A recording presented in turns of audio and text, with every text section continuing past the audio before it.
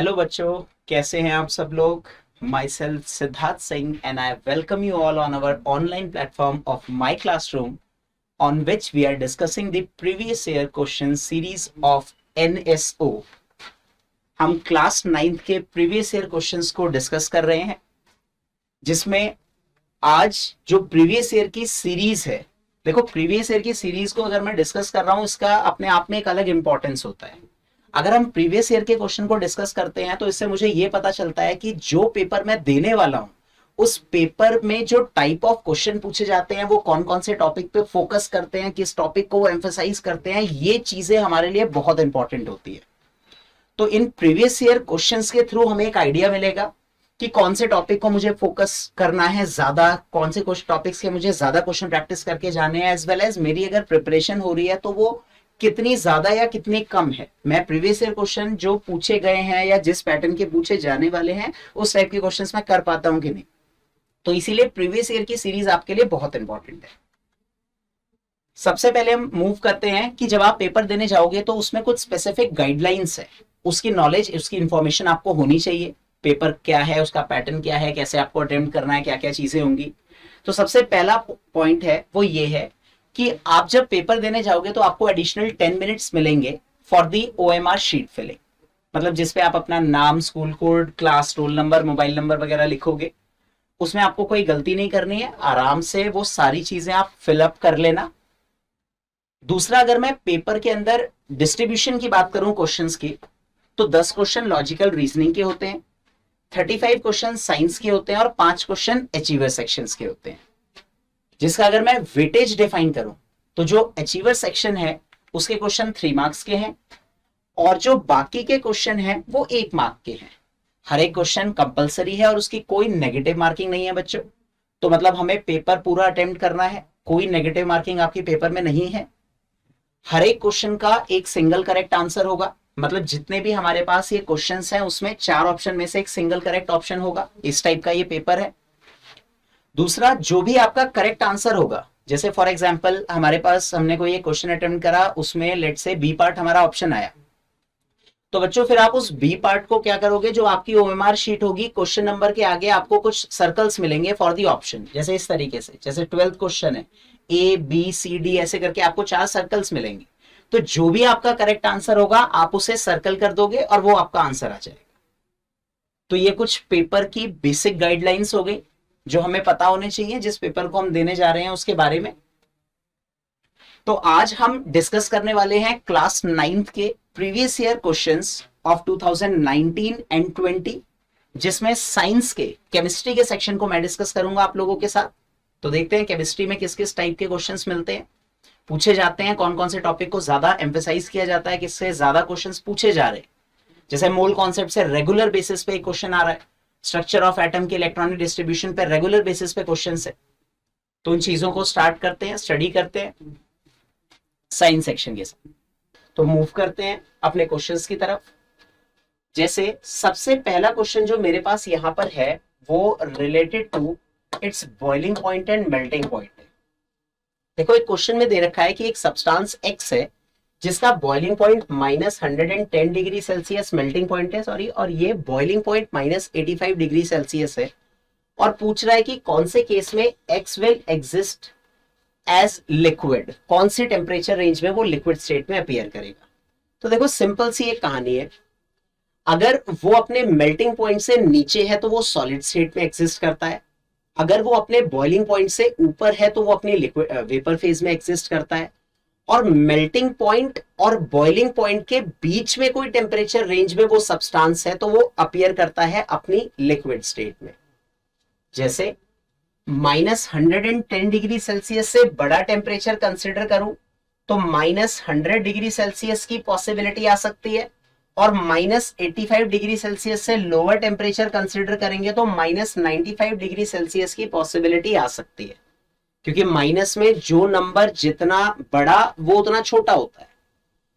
तो इस particular temperature range में वो जो एक्स सब्सटेंस होगा वो लिक्विड स्टेट में अपीयर करेगा। तो इसका करेक्ट आंसर हो जाएगा B part, that is 100 degree Celsius, -100 degree Celsius and -95 degree Celsius. तो ये था पहला क्वेश्चन, बिल्कुल बेसिक क्वेश्चन था। दूसरे क्वेश्चन की तरफ चलते हैं।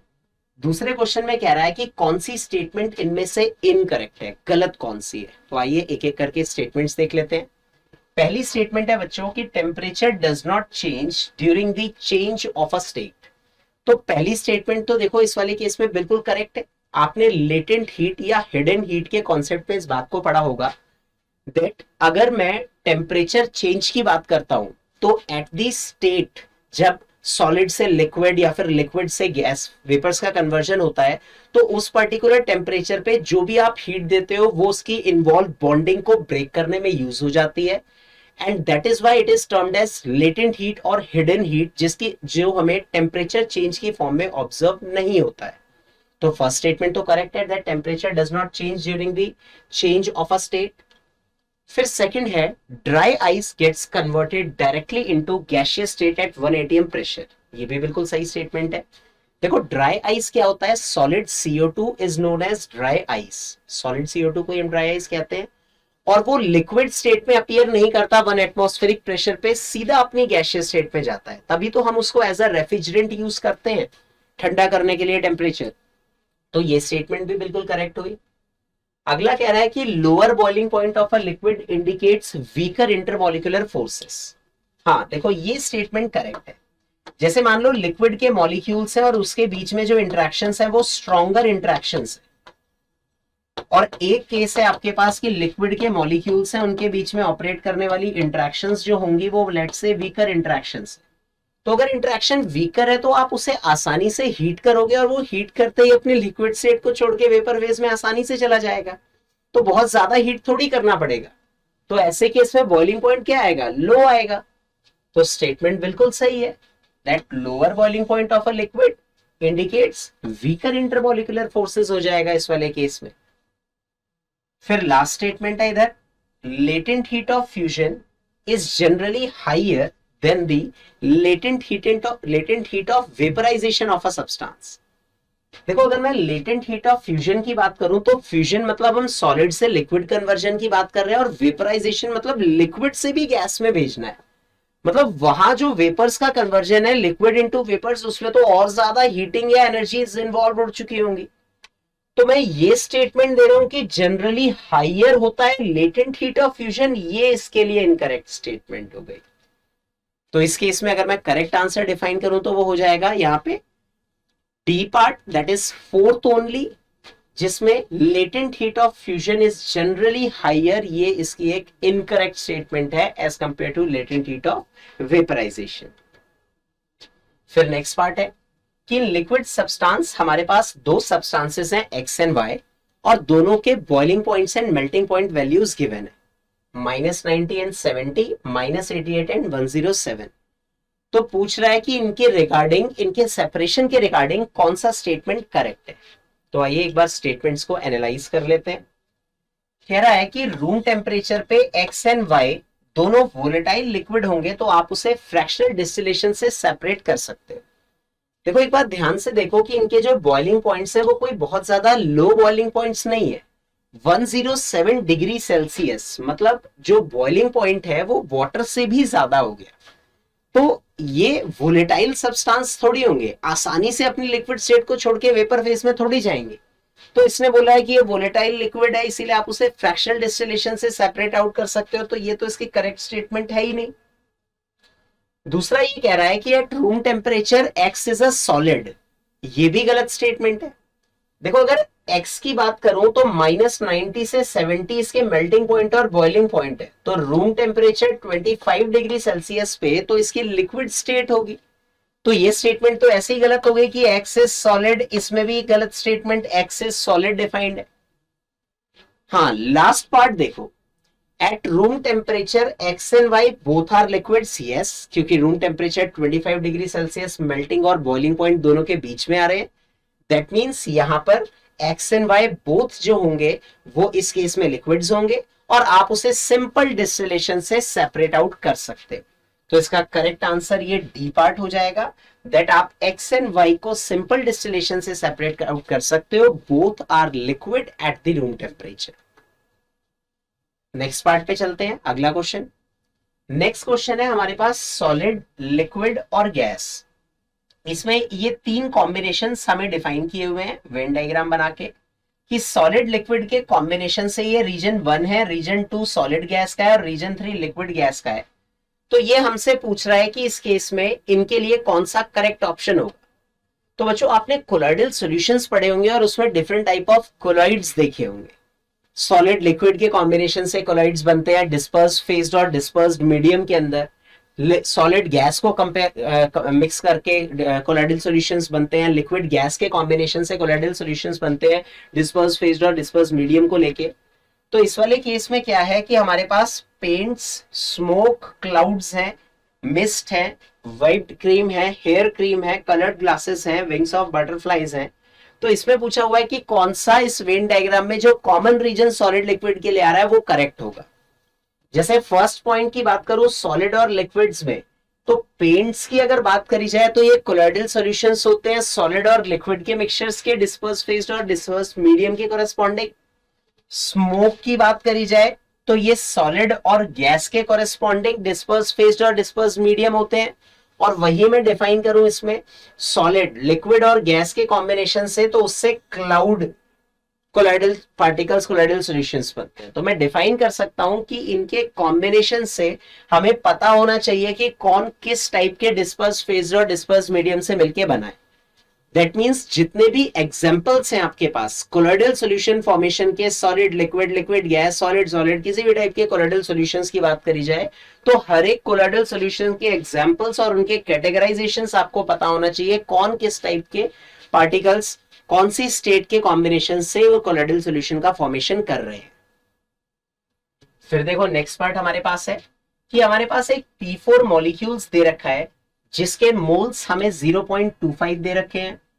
क्वेश्चन में number of moles of phosphorus atom पूछा हुआ है, number of moles of phosphorus molecule पूछा हुआ है और नंबर ऑफ फॉस्फोरस एटम पूछा हुआ है। Number of phosphorus molecule and number of phosphorus atoms. तो आइए इस क्वेश्चन को डिस्कस करते हैं। मोल कॉन्सेप्ट का एक सिंपल बेसिक सा क्वेश्चन है।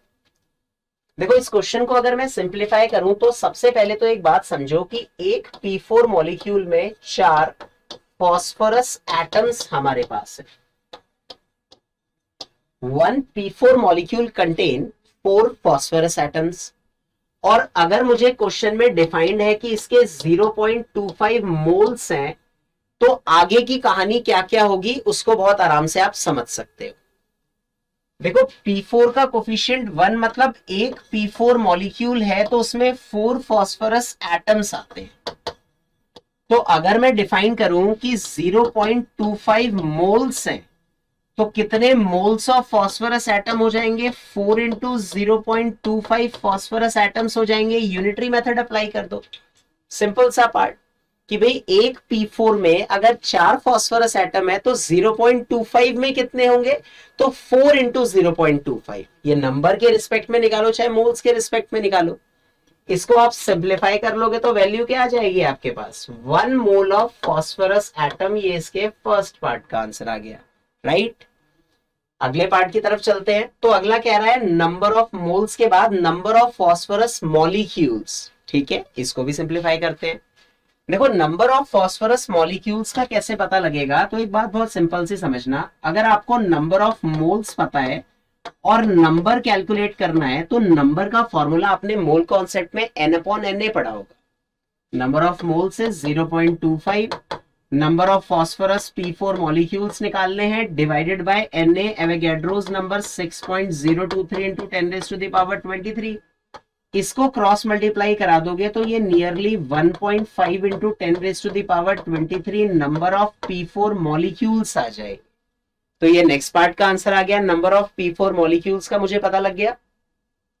अगला पार्ट इसमें है कि नंबर ऑफ फॉस्फोरस एटम्स कितने होंगे, उसको भी सिंप्लीफाई कर लेते हैं।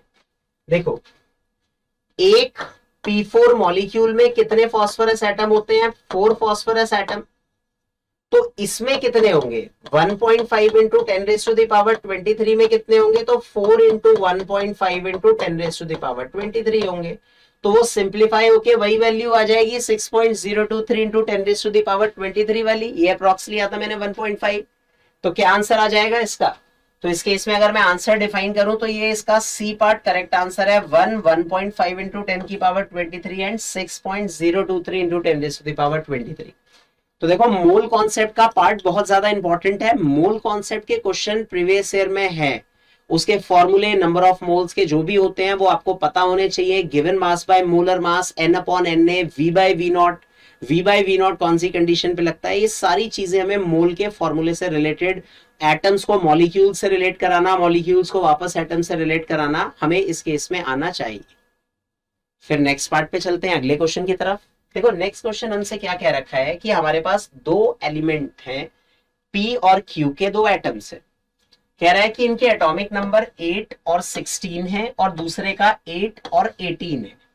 तो एटॉमिक नंबर सेम है, मास नंबर अलग अलग है, तो मैं डिफाइन कर सकता हूं कि एक दूसरे के क्या रहे होंगे, आइसोटोप्स रहे होंगे, तभी तो atomic number same mass number अलग अलग है।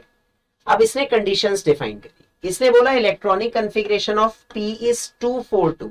तो ये तो गलत है।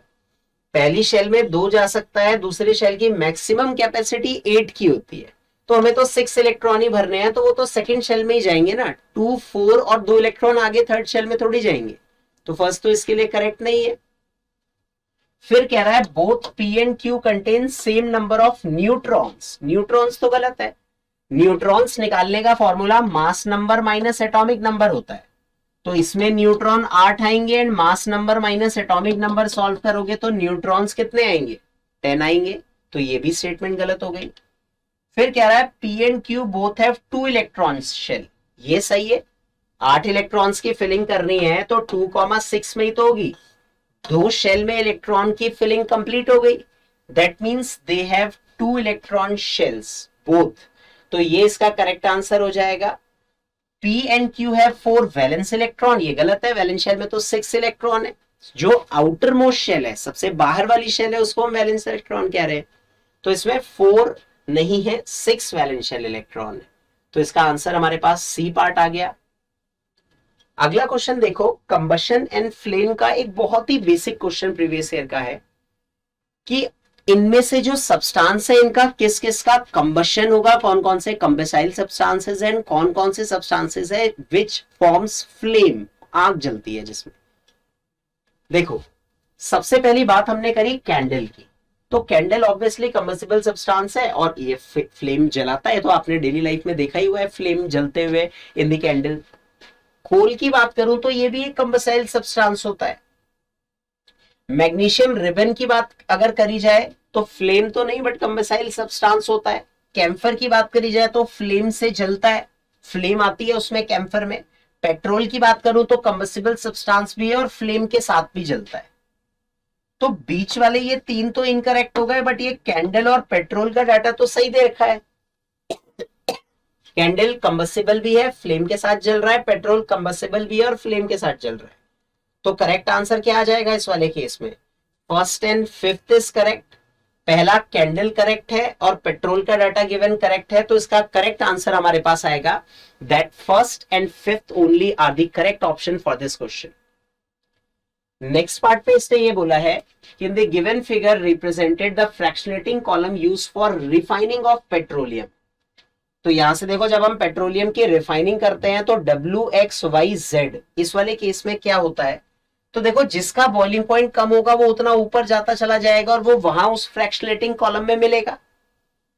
तो बस आपको boiling point in different substances का जो पेट्रोलियम के बाई प्रोडक्ट्स में, पेट्रोलियम प्रोडक्ट्स में मिलते हैं वो पता होने चाहिए।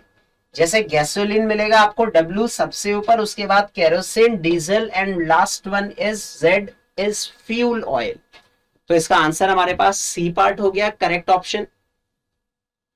नेक्स्ट हमारे पास जो था वो एक मैच द कॉलम का क्वेश्चन था, जिसमें कॉलम 1 और कॉलम 2 इनके फीचर्स को हमें मैच करना था, कौन सा किसके साथ करेक्ट है। जैसे टेरेलिन की अगर मैं बात करूं तो it is a ester known as polyester.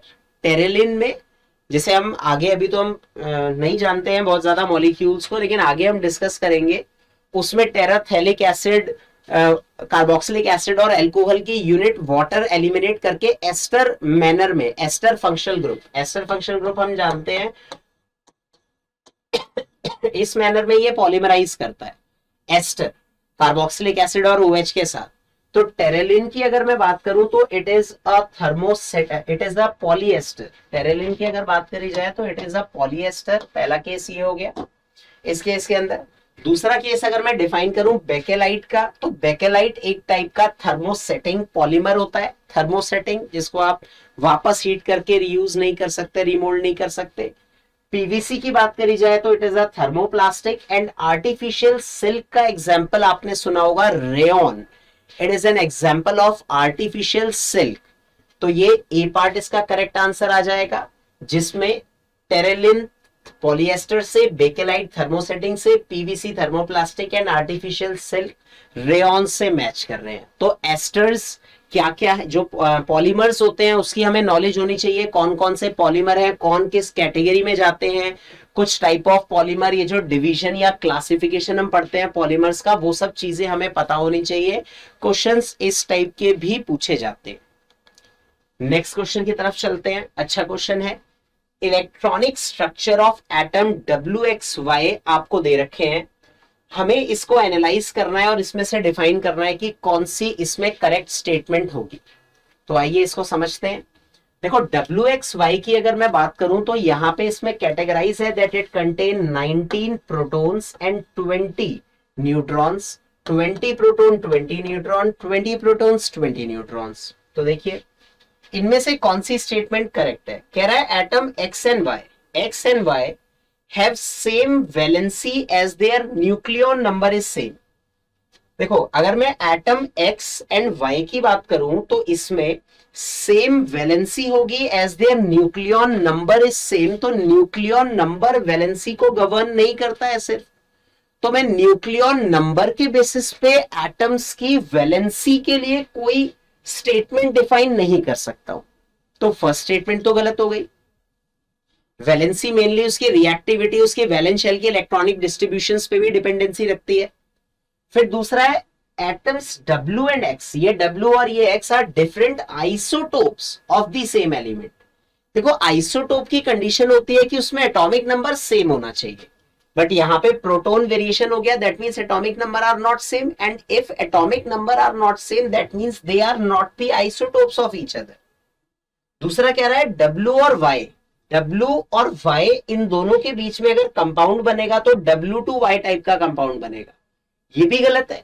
देखो W अगर मैं बात करूं 19 प्रोटॉन 19 एटॉमिक नंबर को कंसिडर करता हूं तो ये पोटेशियम है और ये इस वाले केस में कैल्शियम होगा विद एटॉमिक नंबर 20। तो पोटेशियम और कैल्शियम से कोई W2Y का कंपाउंड नहीं बनता, दोनों मेटल है, इनके साथ ऐसी इंटरेक्शंस नहीं होती और मेटलिक बॉन्डिंग होनी भी है तो ये W2Y टाइप का तो कुछ नहीं बनता उसमें। फिर क्या कह रहा है कि atom X and Y are isobar as they have same nucleon number, तो ये ठीक है।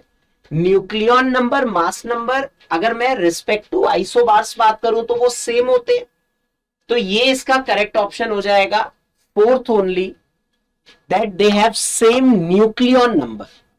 Together protons and neutrons are collectively called as nucleons. दोनों को सम अप करके जो हम नंबर डिफाइन करते हैं, तो इसमें सेम नंबर ऑफ न्यूक्लियॉन्स है दोनों के अंदर, क्योंकि प्रोटॉन और न्यूट्रॉन का सम आइडेंटिकल आ रहा है।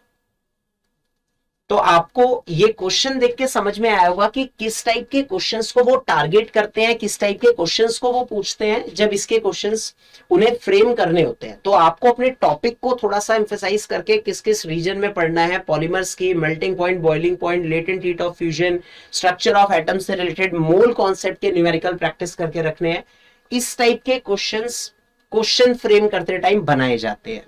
तो आपको इन सारे टॉपिक्स का आइडिया होना चाहिए। इन प्रीवियस ईयर से आपको काफी हेल्प मिलेगी कि हमारी जो प्रिपरेशन है या चल रही है वो किस लेवल पे है, हमें और अपने प्रिपरेशन में कुछ टाइप के चेंजेस, किसी टॉपिक की वेटेज ज्यादा कम करनी है इस केसेस में, बस ये बातें हमें पता होनी चाहिए। ठीक है, तो मिलते हैं फिर अगले सेशंस में। Goodbye all of you.